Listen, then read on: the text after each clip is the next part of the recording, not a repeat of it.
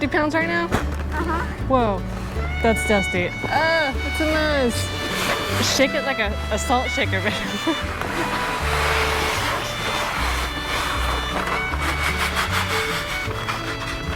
Take this. You salt shaker, you. Yeah, you salt shaking son of a gun. Oh, we're rolling. But you're supposed to be in the truck, driving it forward for me. Sequoia or me? No, you. Okay. Sequoia seriously thought for a second that she was going to be driving your dad's truck, or her dad's truck.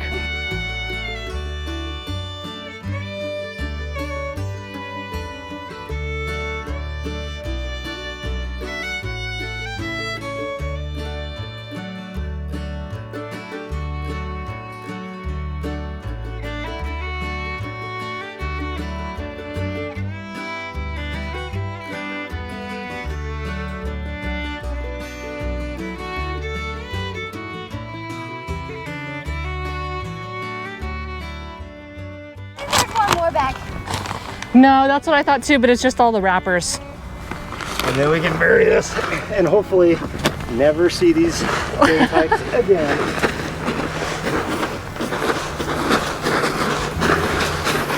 I'd be glad we could take some of that salt. It's not that kind of salt. Don't eat that salt. So we just put a bunch of salt down on top of these leach lines just to help prevent roots from forming, so that hopefully roots don't grow and clog up our leach lines and we have to dig them up. So for $5.50 for a 50-pound bag, we felt like that was a good idea. So hopefully it is. Your mic wet, are you? Cooling off. Huh? You're not getting your mic wet, are you?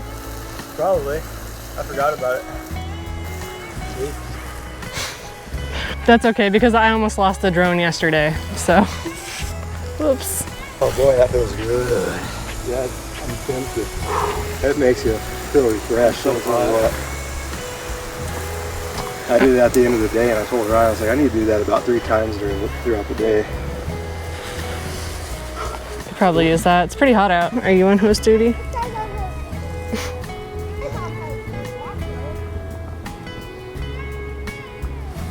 No, I'm on tractor.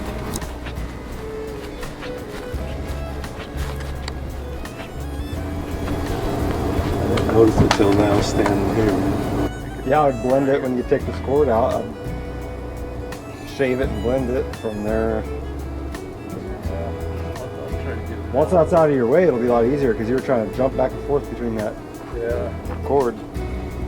Looks pretty darn good. I can't wait to drive on it. You just can't wait to drive. She's already studying for her license. Are you studying already? Wait, how do you know? He lives in the same house as you do. Wait, did you guys? Are you reading the DMV book? In your free time? Maybe. Yesterday night I did. Wait, Alrighty. what's wrong with reading the DMV book? Okay, so while the guys are working out there, filling in the leach fields, I'm gonna go ahead and take our like house waste over to the compost pile that I made. So living here, we don't have any sort of trash service, and I've never lived somewhere where we don't have trash service, so you'd be surprised how quickly your trash accumulates. So I'll show you guys here. This is our bucket that we got going on. So we're gonna go ahead and take this out over to the compost area and try to get rid of it. Also, I ordered this Bakashi. It's like a compost starter. So hopefully it does good. I know that the Nature's Always Right guy, he has a channel which I really like. I really enjoy his stuff, and he talks a lot about this. I'm kind of winging it. I haven't really read up too much on it, but I'm hoping just to add a little bit to my compost pile, and that will help. So we'll bring this along with us too. Got it? Okay, cool. Do you want me to get it? Yeah. You want to get it? All right. Yeah, go for it.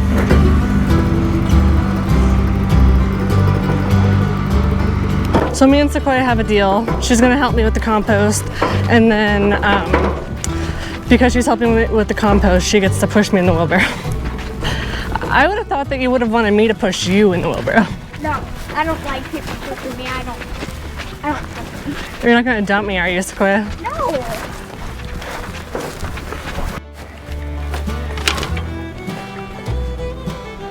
Okay, so this is a little compost area. We're just gonna slide this.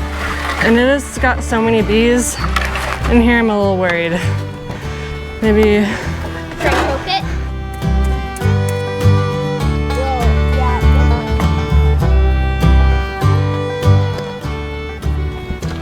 Okay, well. Ah! So, there's a pretty good chance we might get stung. Yeah, maybe more than one. Or maybe I'll just freak them out and they'll leave.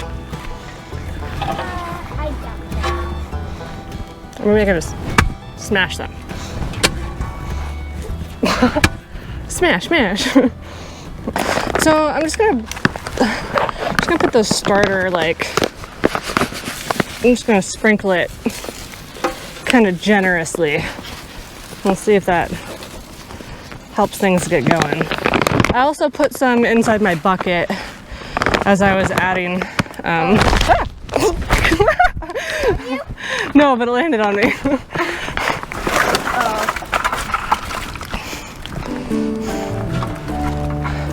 Get away, bee. Gosh, oh, I got it all over the handle. That sucks. Hold on, I want to put this on there too.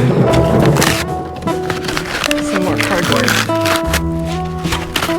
I don't know if I'm doing this right.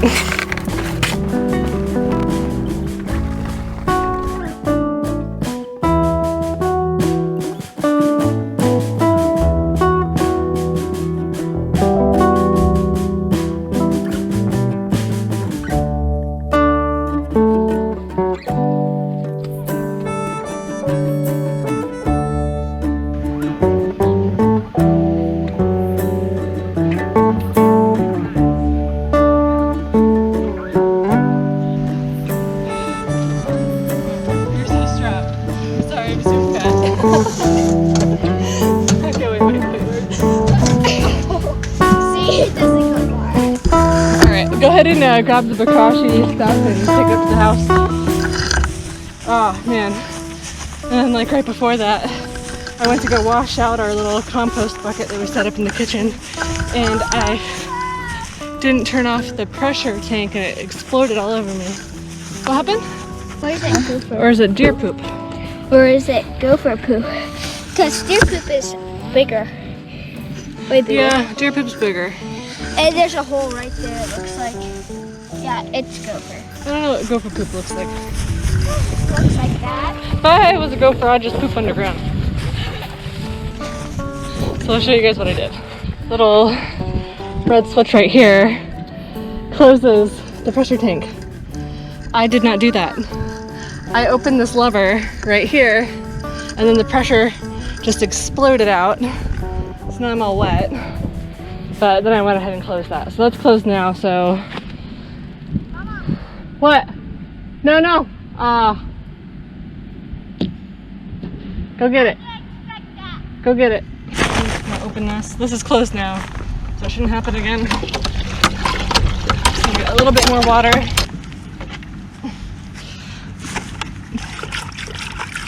Just want to thin this out a little bit. And also want to pump a little bit of water to Leach here, so that if our tank loses prime, we can have a little bit to pour back in there. So we still have an air leak somewhere in the pipe we have to take care of, but since we're going to dig the well down a little bit anyways, we're just going to wait to fix it. Alright, so I'll leave that there. Empty out my compost bucket. It's funny too, these buckets are all from when we painted our house. So, definitely gotten some use out of them.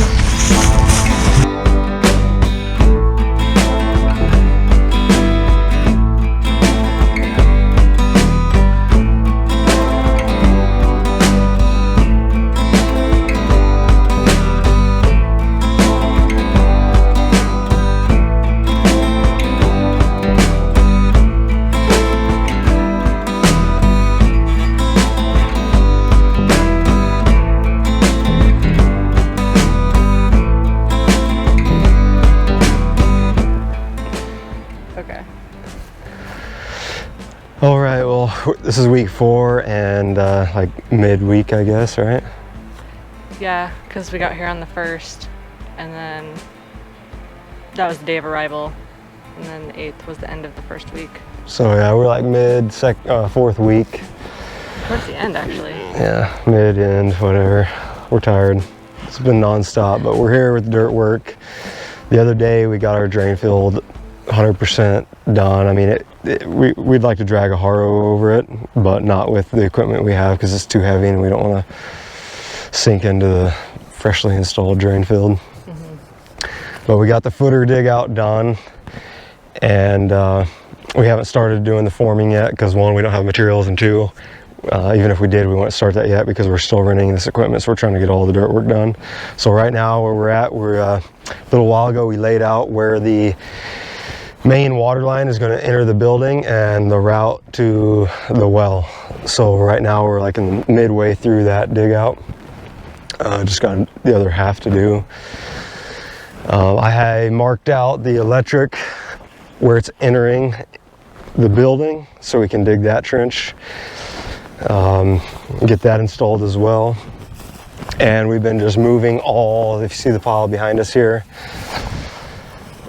that's all the topsoil and sod that we scraped off for all our excavations. We kind of moved that out of the way for now. You can't really use that for backfill unless you sift it some and get the dirt away from the sod. So if we need more dirt for backfill, that's something we might do, is try to get the dirt out of it. If not, it's kind of our best soil we have, because once you get through the topsoil where we're at, it kind of turns to just really sandy soil. So really, if we don't have to use it, that might be a good thing, and then maybe we'll just wet it down, let that grass compost in it, and possibly use it with our other compost and wood and sticks and stuff, and put it in like raised garden beds. So but yeah, over here we're going to probably dig a pit for our well. Right now this is the temporary solution to get water going, but we're going to bring our water line in here.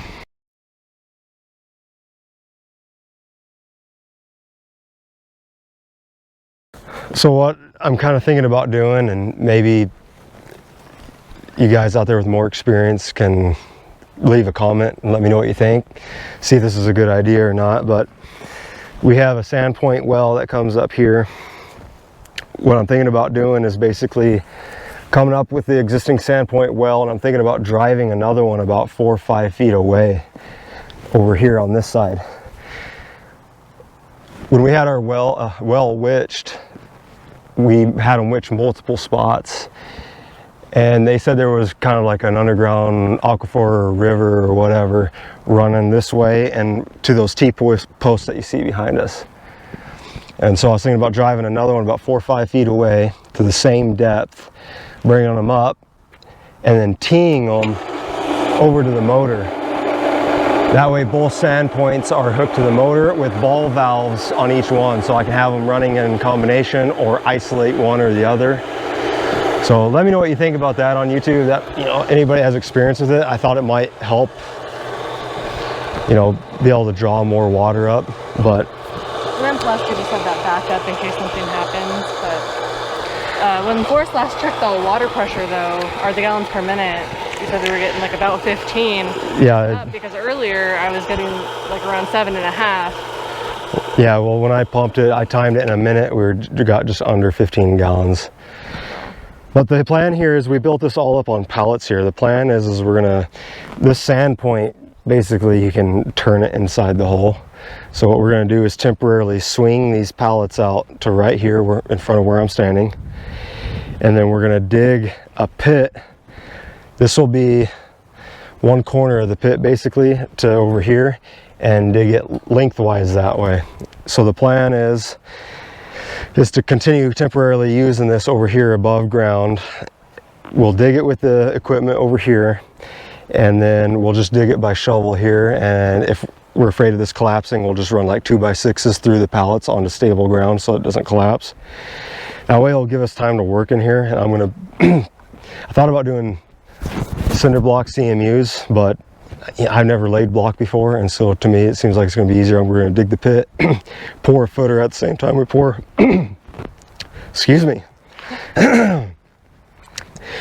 We're gonna pour a footer for this at the same time we pour a footer for the shop, and then basically build stem walls at the same time we build stem walls for the shop, and just pour it in concrete. And then I'm basically gonna frame up like a little, and everything's gonna be insulated on the inside and outside of that stem wall, and then we're gonna build an insulated lid on hinge basically to lift up to get to it to work on it. But it's gonna be down in the ground to help insulate.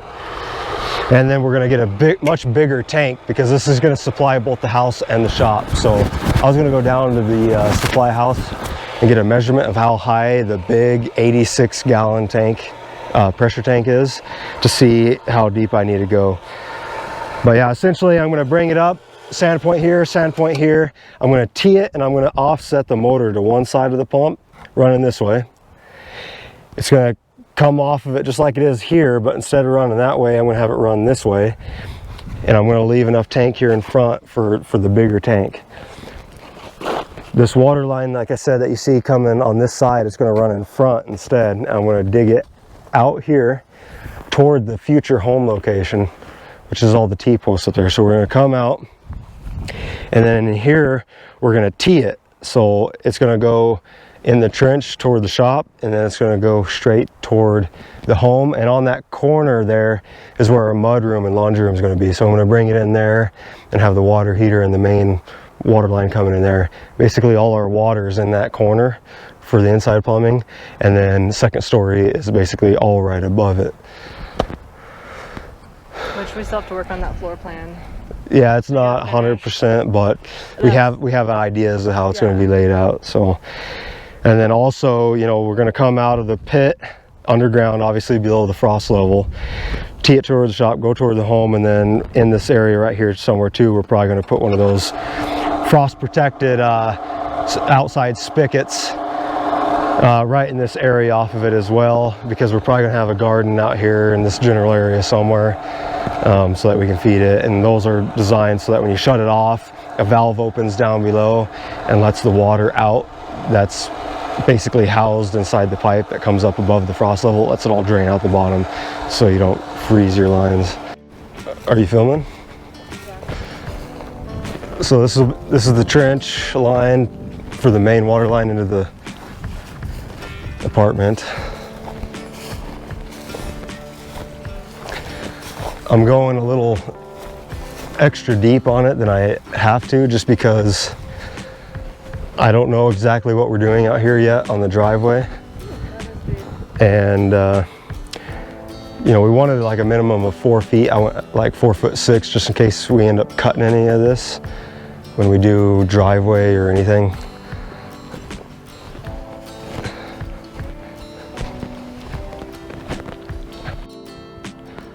So that wooden stake down there was a little marker for my dad. He's doing the excavation, so he knew where to start digging to go out to the well house.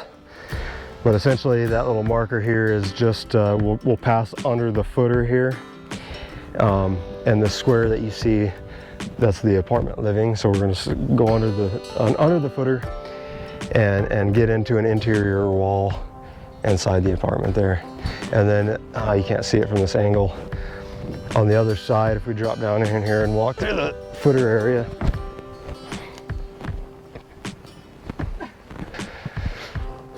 so that stake there is just another indicator for my dad to start digging about that location out toward our electrical panel. And if you see here what I did, this is just really rough, but if you see the little lines in the sand, I don't know if you'll be able to see that YouTube or not, but basically what I did is pulled a rough measurement off of the stem wall location and laid out my stud spacing to this location. That way I would have a rough idea, because I need to get my conduit that's going to sweep up into the wall in between a stud cavity. You don't want to just stub it up anywhere and then get to the framing stage and you're building your walls, and you gotta, you know, you gotta have your studs in specific locations, and you get there and you see that your conduit is right where a stud needs to be laid. So this is just real rough. He'll dig a trench a little bit bigger in this so that we can adjust it if we need to. But we'll have the trench dug, and it ran close to this point, not too close where we can't make adjustments. But then once our footer's set in place and staked out and secured, we'll be able to get a hard measurement and exact where the stud cavities are going to go, and then we can get our conduit stubbed up in the right location and get it secured to our footer forms. That way when we pour, it's set, good to go in the right place, and will not interfere with the stud later on. So why don't you explain to like the width of the trench here and how it's not as wide on the other side, and kind of like where that happens. So, you know, we're not, I'm not a general contractor or anything. I'm not a concrete guy. I've been around construction my whole life, but you know, it's different when you start doing it yourself. And you know, sometimes you find out a little too late on some things that might help you out. So what ended up happening is we made our trench with a little bit of room on either side for our footer. Obviously our footer is wider than our stone wall, and we made it, oh, we'll give it some extra. We dug it with a 3-foot bucket. Well, we dug this side and one width and one length of the shop. And we started looking at it, we're like, man, that's gonna be really, really tough to work inside that space and to be nailing alongside our forms and with our stakes, with our hammer. We're not gonna have any room to swing our hammer. So we decided on the other 2 links when we started thinking about that to make it wider. So these ones are much wider, so we have room to work.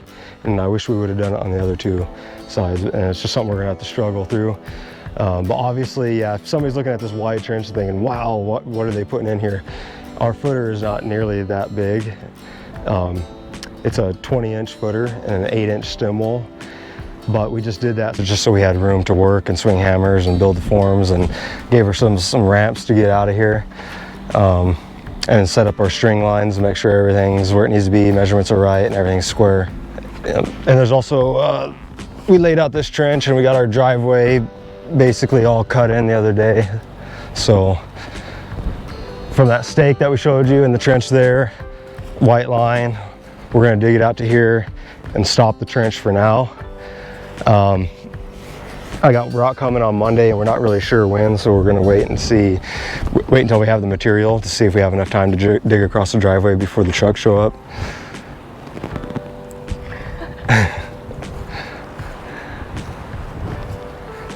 If we have time to dig it, we'll dig it. We'll lay the electric line, backfill it before the trucks get here. If not, we're probably gonna wait until they come so we can drop one load here, one load at the end before we open it up so they can drive across it.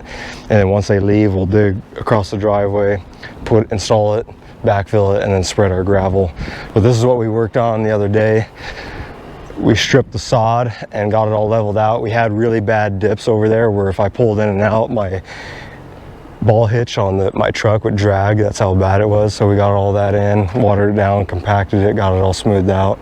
So it'll be nice to actually have a driveway with gravel on it. All right, so he's gonna get back to work now. Yeah, lots to do. All right.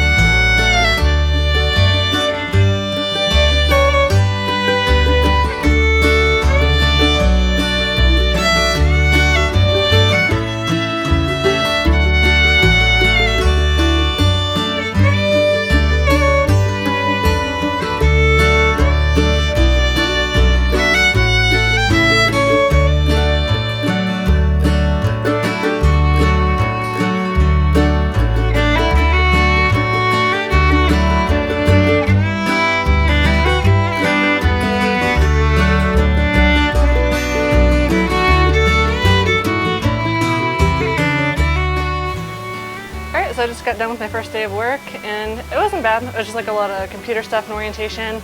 But then I came home, and Sequoia over here, come here, Sequoia. Come here, I'm gonna show everybody what you did. So Sequoia over here made this wonderful little cake. Carrot cake. And it looks really good, and I guess she did it all by herself.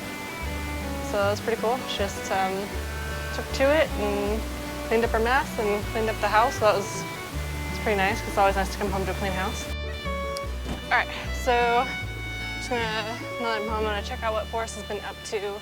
I know he had a little bit of trouble with one of the ditches that he had to dig in order to lay the water line. So I thought I'd capture that and show you guys what went on.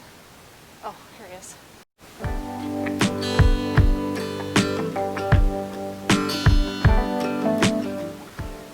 What you doing, baby? Digging this by hand, getting it away from the panel, so tomorrow we can get in here with the machine to get the rest of this would be. Oh, okay. Because obviously we don't want to get too close, because the service coming from the transformer right there, it's a direct burial cable. Hold on. Yeah, we're ready. Hold on, I gotta get my gloves back on so I look professional.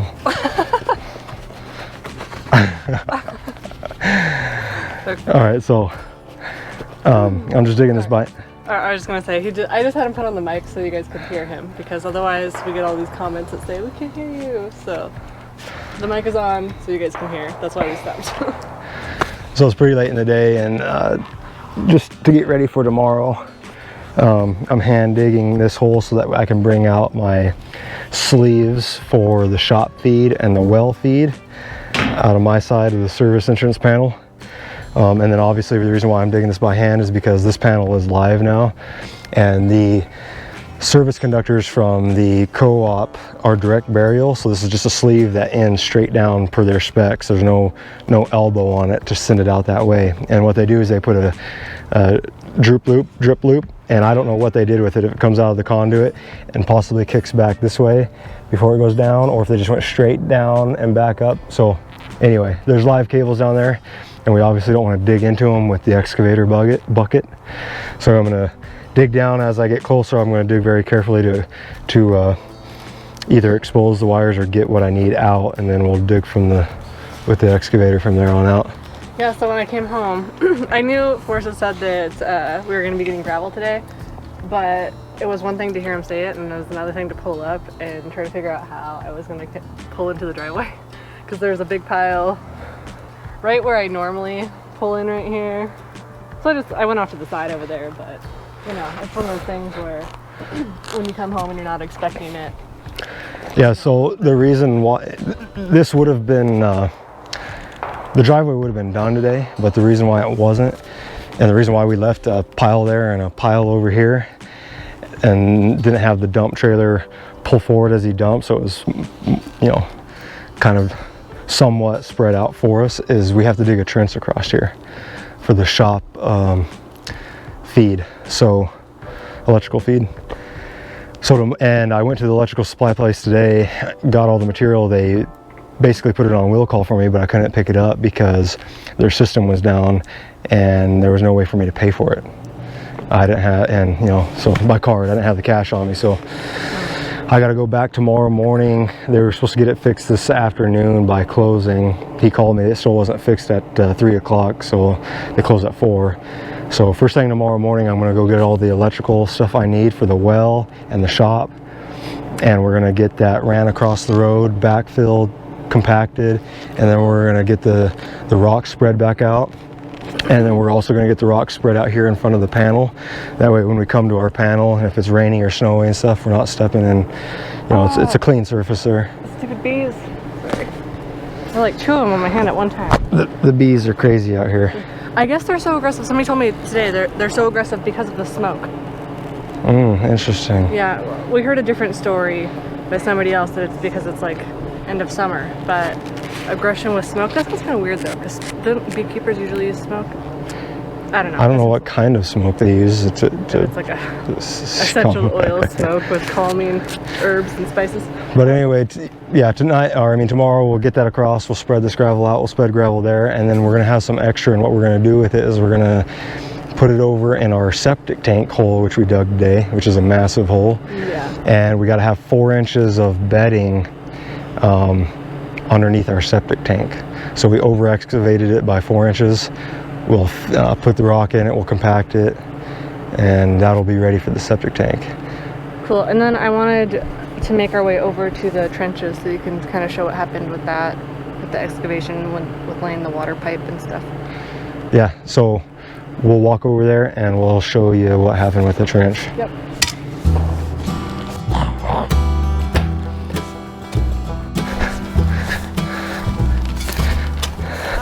Oh my gosh, this is big hole. And this is where we're putting our underground bunker. What? Yep, this is our bomb shelter bunker. No, it's actually where we're gonna house our poop. Same difference. I think I mentioned it on a previous video or footage, but we don't dictate what we install. It's the you just tell you know, the health department. I guess it might be different depending on which state you're in. For us, it's the health department, and you got to apply for a permit and tell them what you're building, and they tell you what size septic tank and drain field you need. Drain field was, from where we come up from, because I've installed drain fields before. I'm not an excavator or a professional, you know, sewage system installer, but I've done it helping with my parents' houses actually. My dad was an excavator, but the drain field was less than expected. It was less than where we moved from, like Oregon. It was less than their minimum requirement. So that surprised me. And then the tank surprised me by being the opposite. They required a 2,000 gallon tank, which is huge, it's massive. And that's what that hole is for, is a 2,000 gallon tank septic system, or septic tank.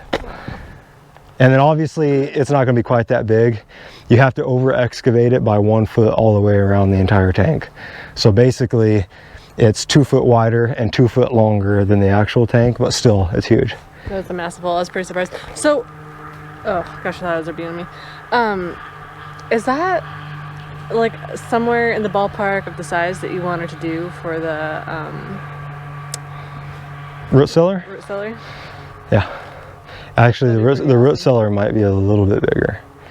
It's around this. It's really close to the same size. Okay. And I'd have to look because it's been a long time since I looked. But I could look at the specs. They might use the same forms for that. They just change certain things about them, like no riser lids and stuff like that. That's exciting. Cool, because that's a pretty good space. So. And then what we're gonna do, we're gonna drone fly it. So you'll see this, but we're gonna drone fly it again. So tomorrow, to make it a little more safe, and because I'm not getting my septic tank for a while, what we're gonna do is tomorrow we're gonna bring the excavator. It's actually here, but we're gonna take the excavator and pull back. The deepest part is 6 feet here. We're gonna pull back 2 feet at like a 45 or so degree angle. That way it's not a hard 90-degree edge there at grade. We're gonna pull it back so it's less chances of it collapsing. And then when I get my lumber package tomorrow, we're gonna lay 4x8 sheets of plywood down. So it's 4 foot high, bring it a couple inches off the bottom on either side. And then we're gonna take 2x4s and wedge between them. That way the entire vertical surface of the wall has outward pressure with the 2x4, so it prevents it from collapsing, and then the top 2 feet will be shaved back a little bit because this hole is going to stay open for a while, and we don't want it to collapse in because we're not going to have the excavator to clean it up, and we really don't want to be shoveling 5 yards of sand by shovel out of that deep hole. No, we don't. Alrighty. Well, okay. We're gonna head over to the water line trench, I guess it's called. So this is where it first collapsed up here.